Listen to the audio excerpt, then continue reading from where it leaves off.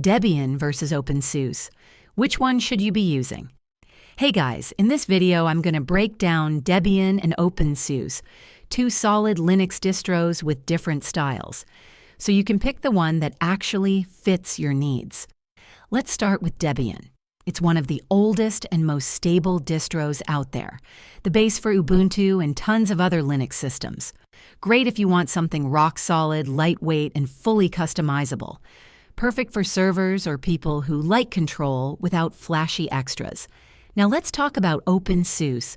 Opensuse comes in two flavors: Leap, stable, and Tumbleweed, rolling release. It's packed with tools for both beginners and pros. YAST is one of the best system management tools around. If you're into powerful setup and clean design, Opensuse might feel more modern. So which one is better?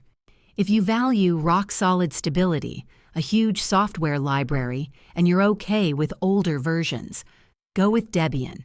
If you want smoother setup, better tools out of the box, and don't mind a slightly steeper learning curve, Opensuse could be your move.